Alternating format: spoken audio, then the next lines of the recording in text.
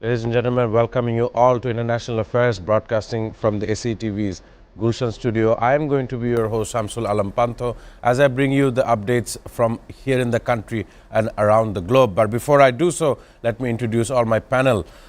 In the studio, we have John Dalton, international consultant, joining us on Sundays here in the studio. I welcome you on to the program once more. And we have our geopolitical correspondent Norman Floyd Barnes joining from District of Columbia, Washington. I want to begin with Norman. There is some of the updates that are coming by. Donald Trump has announced a new creation of a military coalition aimed at combating powerful criminal gangs and cartels across much of the southern America, saying the initiative is necessary to restore law and order in the Western Hemisphere. Of course, we also know that it is the 7 to 8 day regarding Iran war, and it's happening with Israel and the U.S. Coming in with multiple strikes. Over the weekend, we have seen the use of cluster munitions from Iran towards Israel, and these kind of implications does have importance to international law and international rules. I want to begin with Norman Floyd Barnes. What are the updates that you have over the weekend? We also see of Homeland Security Kristi Noem being sacked from her job. What are the rest of the updates that you have with us, Norman Floyd Barnes? Good morning. It's daylight savings time hit us exactly an hour ago. We we in this time change now, so we gaining an hour of sunlight. So we starting out as 4 a.m. here in Washington, D.C., Sunday morning. So usually on this day, everybody's in a state of confusion, adjusting to the time. So yes, so this weekend, we noted by President Trump has removed Kristi Noem from her position as secretary. There's a replacement. A senator is being confirmed to be replacing her. But apparently, he has got fed up with Christie's antics, advertisements, her derogatory statements, and how she was running the her agency. So she is now being relieved and put in another position within this cabinet, which is being designed to deal with Western Hemisphere crime and related matters like that. So the war goes on. We are now looking at the $1 billion a day is costing the United States economy. Right. So we're about $8 billion right now spending for this war. The question now is how long will this thing go on? The president has intimated that it's looking at least another 4 to 5 weeks, or well, some people are thinking September, but my feeling it may be longer than that. This is going to be a long, protracted war because we are using our airspace and to attack it. And he's talking about the possibility of putting land troops on the ground, which is not a good idea. And the Gulf states are being attacked right now. They're constantly being attacked, are now reconsidering their relationship with the United States in terms of military, having their bases being access to. The UAE is now talking about restricting U.S. Attacks from the UAE. At the same time, the Iranian president is apologizing to the Gulf states Right. for attacks. And he stated they will only respond and attack for countries that attack them or bases that attack them. So we have some over, I believe, 19, maybe 29 bases in that area. And so it'll be kind of confusing on how this thing is going to work out if the Gulf states say they can't use their bases. But the indications are, even though the Iranian president is apologizing to the Gulf states, the attacks are still continuing. A desalination plant was attacked in one of the countries over there today. Dubai Airport is still being under siege. the attacks are still coming from Iran, even though their system's supposed to be basically mostly the U.S. saying that their systems are being destroyed, their missiles. But we're looking at a $1 million system taking out a $1 billion system taking out $1 million or a couple $1,000 drone. So the cost is not adding up. And it's at some point in time, there's going to be a issue about the money. We gave a date. They're looking at the date, the 18th. The 18th of this month is going to be the day where Congress is going to have to figure out exactly how much money we're going to put in this, or how much we're going to get involved in this, because now it's now getting very, very expensive to shoot down these drones. To Right. shoot down these drones and these missiles is costing the United States billions of dollars, and whether or not economy is going to tolerate it. Right now, we're spending more money this weekend than we spend totally on the issue with Ukraine and other issues. And of course, we still have budgetary issues here. We still have layoffs and we still have rising prices. So this may be not a cost-effective venture for the United States. And we're waiting to see how long this attack is going to go on. It appears to me that Iran had thought this out. They are getting help, they say now, from Russia. Russia is providing them locations, not surprising, where the Americans' military is located, and China is providing them with logistics, jamming, and other information, other technology to block or basically confuse and shut down their systems. So basically, Russia and China are proxies into this, and it makes sense because now we're looking at oil, the oil prices going up, and if these prices and the Strait of Hormuz is not open, a lot of countries, including Japan, is going to go bankrupt. They're going to go down. Bankrupt. China is requiring 75% of their economy is based on oil coming from that area. Right. China is 60%. India is 40%. So this is the war we're talking about. People talking about World War III. This is it. We are in it. It's an economic war, and how long countries can stand, hold out. It appears to be coming to a brink, and something is going to have to change. Thank you. Of course, very important updates coming from Norman Floyd Barnes in District of Columbia. I picked out some of these important events, confrontational war definitely, and as well as an economic war that is starting to strain not only neighborhoods in the Middle East, but there has been chaos reported in Bangladeshi petrol stations all throughout the weekend. Even after the government saying that there is enough reserve for this nation, our nation, Bangladesh, to continue, people are understanding the longevity of the war that they assume that has started taking place last weekend. Of course, right now there are two other nations that are in the face of U.S. Meddling, if you would call it. There is Ecuador in a special movement. They're trying to break down these narco trafficking groups and gangs, as well as Cuba, another nation. Both of these nations are from the Latin Americans, and it's important to understand how the world chessboard is playing. Now, I want to look at the world as a chessboard because moves are being played at every angle. We see a huge fire engulfing Kuwait City Tower as Donald Trump is accusing Keir Starmer of joining the war after they have already won. These are the comments, not my comments. These are the comments that are on the popular tabloids from around the world that I am bringing for our viewers to understand. I want to come to John Dalton. You were hearing Norman Floyd Barnes talking about all the issues that are important. We also find an issue. The U.S. Embassy in Oslo was hit by an explosion just early hours this morning. Being in a U.S. consulate seems to me very dangerous to me and dangerous to people worldwide. We've seen an incident happening in Karachi, Pakistan. Almost 9 people were shot and killed last week. So all of this together, what is your observation? How are you seeing this? Norman definitely believes it's World War III.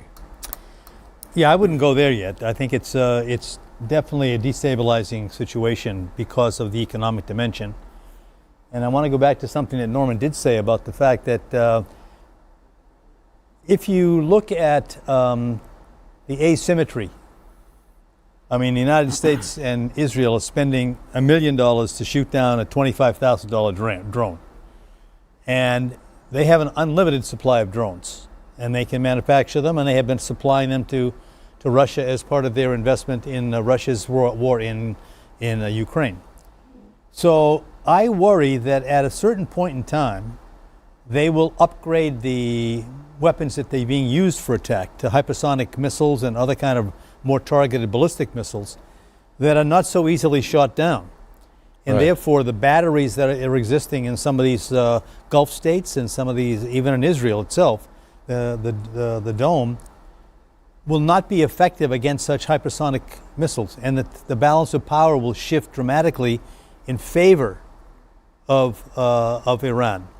And our allies, which are already being persecuted because of their association with the United States bases in the Gulf region, may become even less likely to join with with the USA in any more strategic initiatives. Okay. Right. So I worry that China may come in and provide weapons. I also hold out the hope that since China negotiated some sort of an agreement in the past between Iran and Saudi Arabia, that maybe China would want to take a more conciliatory tone, not to prolong the war, because as Norman pointed out, 60% of their industry and industrial growth is based upon oil from the Gulf. Right. So it would be in China's interest either to source oil elsewhere, as you and I have talked about privately, or alternatively, so come in and see if they can mediate in this situation. China is not a natural arbiter between the United States and anybody, but as a way to kind of short circuit this war and keep it from going too far out of control. The longer it goes on, the more dangerous it becomes. Of course, this is important as we see fire burning in Tehran streets after Israeli strikes on oil depots. So the energy infrastructure has been effectively targeted across Iran. And of course, last year we've also seen how the bunker busting bombs that the US deployed, how they have actually stopped the nuclear provisions that Iran was supposed to have. All of this combined, do you believe that this war may be prolonged? Some are saying that this will drag on to the rest of the year, well before the midterm elections. Yeah, Norman said that. You know, the longer it goes, the more danger it is also for the Republican Party in the midterms. I personally think that this is going to be like rope-a-dope with Ali and Foreman fighting in Zaire. I think that they're going to come a time when they're just simply, both sides become a little bit exhausted and look for some sort of mediation. As I said, I hope it could be China. They've done it before. If it's not China, somebody else can intercede. But Israel's reputation is declining markedly by the attacks that they're doing in Lebanon. They're showing they've got into a ground incursion with southern Lebanon. Yeah, but they're showing how bellicose and how belligerent they are. That when you look at Iran, you believe, well, these people, Gaza, Lebanon, Iran, they attack everybody. There's something wrong with a country whose primary mission is to destroy other people's property and other people's rights. So Israel is losing face on the international arena, I believe. And I think there'll come a time when it may be difficult for them to recapture their image. So let me comment 1 second also on the shortages here, on what happened. Right. You know, I think rationing is never a logical solution to a commodity which is very much in demand. Yeah, so I before believe it's the a shortage, time bomb. It's a matter of before time. the shortage came up, they already indicated 2 liters for motorcycles, 10 liters for sedans. So people were under the impression that if they don't go out now and get petrol and octane, they are not going to be able to have any, perhaps. So they created the lines. It would have been better to sort of monitor the situation, see how things were going, and then come in with a policy. But a preemptive policy like this created the lines. Yeah. This has happened when I was in Sri Lanka 2 years ago, when the government, for financial reasons, the queues for the cereals that they call them, for the gas stations were immense. They'd go for like 20 miles. People lining up because the government was unable to pay to bring in the fuel. We have already I mean, Bangladesh has already bought two tankers on the spot market. Pretty expensive, double the price, but that seems to be the way that they can address this problem. Very important issue that you've raised. I want to talk about India and how America has to issue them a 30-day notice for buying Russian oil. Ladies and gentlemen, it is time to take a short break, but afterwards we shall discuss about this global situation. Do stay tuned.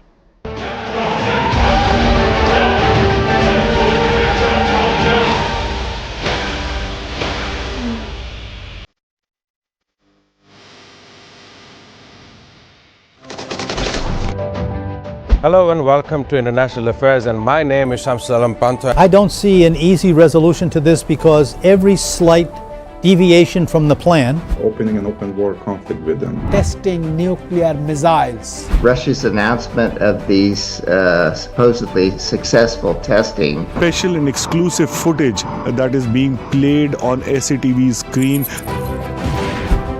Really coming to terms with Hamas. Damage estimated between this entire issue. President Trump is expected to hold bilateral talks. preserving biodiversity and tackling climate change. We cannot protect the planet before we negotiate peace. Where is it going? Is it understanding the needs of its people before the needs of this global world? For China to come to agreement, They will face better projects. With President Xi of China and President Lee of South Korea. Trump's White House that is in favor of these things. simply not enough action being taken to address the problem of fossil fuels. What their plan initially is towards the Caribbean, a place that has been met with two types of disasters. Bangladeshi students at the same level of opportunity internationally and domestically.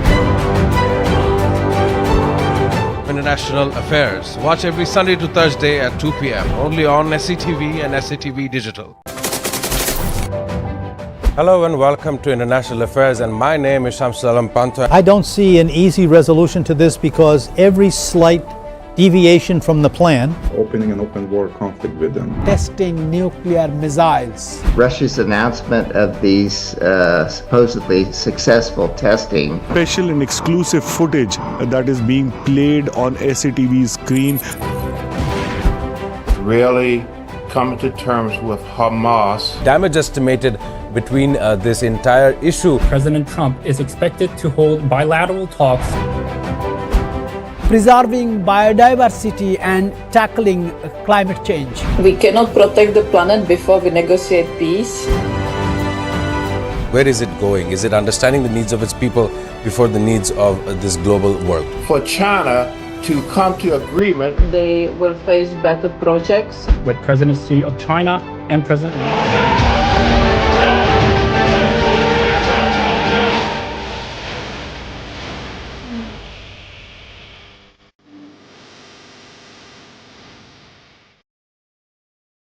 Ladies and gentlemen, welcome back on International Affairs. Today, I am joined in the studio by John Dalton, and across Zoom, I am joined by Norman Floyd Barnes from Washington, D.C.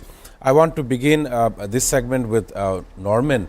There is an interesting news that is coming out of our region that says, we've heard several days of reporting to say that in the international waters of the Indian Ocean, an Iranian frigate was attacked by the U.S. forces, and that has caused much of ambiguity amongst neighboring countries, especially in Sri Lanka. The island nation had helped and had issued rescue efforts for Iranian Navy soldiers for their repatriation back to their homeland. But ever since then, there has been a very interesting news article which comes out to say that the U.S. is allowing India to buy Russian oil during this war with Iran for 30-day period. Of course, buying Russian oil would have a positive and reinforcement effect towards their economy, strong-arming themselves for the war they have been conducting for 4 years with Ukraine. I want to understand, how are you feeling about this, a 30-day notice from U.S. to India regarding oil purchase? Norman Floyd Barnes. Yes, thank you for the question. But we're witnessing politics. This is just politics going on. I mentioned before, India has 40% of their economy based on oil coming from the Strait. Uh, the U.S. has posed to India that don't buy, if you want a relationship with us, you don't want tariffs, stop buying Russian oil. But the story is they're still buying oil. There's still the shallow fleet. There's still the underlying things. This is boisterous talking back and forth, but the oil is still moving. The economy is still growing. Things are still happening. Nothing has changed except the narrative. The narrative has indicated that we have control of something that we don't have. The oil is going to flow. The trading of the oil is going to flow. Our relationship with India is still going to be the same. Uh, there may be some comments about tariffs, but that's about it. It's still gonna continue. I mean, this situation with the frigate being targeted by our submarines is an indication, as the president stated, of a global situation. So basically, anywhere where Iran has assets, they are going to be attacked by the U.S. military. Sri Lanka is a situation where they're now providing safe harbor for the surviving sailors and other Ukrainian ships in the area, not allowing them to cross the Indian Ocean. But right now, the hunt is on. Our submarines, our spatial, aerospatial thing, anything that with Iranian interest to it is subject to be attacked right now. So Right. so the oil situation is going to continue. The attacks are going to continue trying to influence and impact India is not going to change anything. The relationship with India, Russia, and China is still going to be strong. They're still part of the uh, global south. The global south is still there. Is putting together a plan for the moving forward in the future. Despite the efforts of the United States, this situation is going to have to level off where there have to be a understanding between the global south and the global north that we can comfortably exist. No one is going to control this situation. No country, no region, no supreme source is going to control this. Energy is a game right now. The world need energy, and things that restricts that is going to cause conflict. Of course. Important articles and debates coming from Norman Floyd Barnes. On the same issue, I want to come back into the studio with John Dalton. You were hearing, Norman, and how the entire world order seems to be circling around the fact of energy security, and in the face of energy scarcity, how diplomacy can change, how often foes can become friends and vice versa.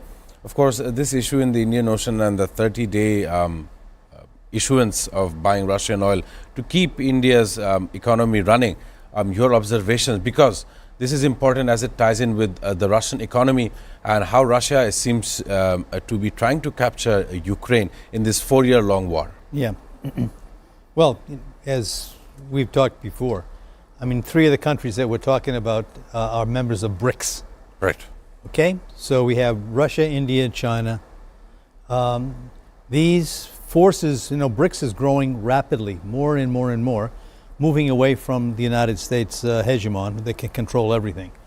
And so the fact that the oil, which is the lifeblood of economic growth and development, like it or not, and we haven't reached the solar and threshold yet, that energy definitely is going to be a key consideration on any kind of a bilateral issue or a trilateral issue. And as BRICS grows stronger, it's going to be difficult for the United States to hold the control over the energy prices that they have. They don't control the energy market, even though they're the largest producer of petroleum in the world. And now with Venezuela, they now have an even added advantage. But it's really getting it to market and getting it into countries that can use it effectively at a right price. And the prices are just jumping through the roof. Now, I just want to also make a point about the fact that the policy change on the removing the sanctions, the Russian sanctions, so India could buy fuel from Russia, seems contrary to our objectives of reducing Russia's capacity to continue to bomb in Ukraine. We're putting money into their pockets to buy more weapons to attack Ukraine, even though Ukraine is our ally, as is the European Union in that part of the world. So the sort of willy-nilly, uncontrolled policy changes that the Trump administration is embarking on, even to the point of this war in Iran, which is basically our acting as a puppy for Israel, it's frightening that the country has such a lack of a stable governance and is able to and continuing to make policy changes on the fly. We're going to attack Venezuela, we're going to bomb these boats. It's just an absolute chaos. And then I did mention Ecuador and Cuba to be on the docks as well. Well, Cuba's probably going to be, something's going to happen there. Those poor people are suffering. They relied on Venezuelan oil to keep their economy going, and they've been shut off because of the U.S. Cuba, is a very, very small, tiny little controlled economy. So it's like Panama. Trump will go in and pick it off and claim some sort of enormous victory in terms of the Western Hemisphere shield that he's building. Right. But this is just bouncing back and forth in terms of policy. There's no consistency. It is really a very chaotic situation. And they put a guy in, they take Kristi Noem out. They put in Mark Wayne Mullen, the senator from Oklahoma, who doesn't even have a college degree. Oof. Mark Wayne Mullen is the highest. He was an associate degree. He ran a plumbing business in Oklahoma. He never served in the military. I mean, it's just everything seems to be like fast and wrong. And that's not a bad, thought of, not thought in a deep sense. Not well thought out. And this, of course, you cannot have this kind of like power that the United States has, headed up by someone who is simply unpredictable. That seems more and more what's happening with Iran. I mean, why the United States has any interest in Iran is beyond me at this point in time. The news suggests that Donald Trump's administration approved a possible $151.8 million weapons sale to Israel, invoking emergency authority to waive the congressional review requirements as Washington and Israel are still continuing to attack Iran. So the sharing of weaponry between across continents, your last sentence before I can end the show. Well, the United States has a long history of supplying weapons to Israel. And, they're not the weapons of mass destruction, but they're clearly, you've seen what happened in Gaza. You're looking at southern Lebanon. You're seeing that the way that Israel promotes its warfare is by destruction. So, it's very troubled, difficult times, as I believe. Ladies and gentlemen, I must end the show and program here today. Before that, I want to thank Norman Floyd Barnes joining us from Washington, D.C. I thank you for your contribution and your time, as well as John Dalton here in the studio for your valuable insight as well. Is there something you wanted to say? I wanted to wish my brother a happy birthday. Happy birthday to Norman as well. Okay. I have wishes coming from my end. Of course, today is also important and known for International Women's Day, celebrating women of all ethnicities from around the world. Ladies and gentlemen, thank you all for joining on today's International Affairs. I shall catch you all again tomorrow.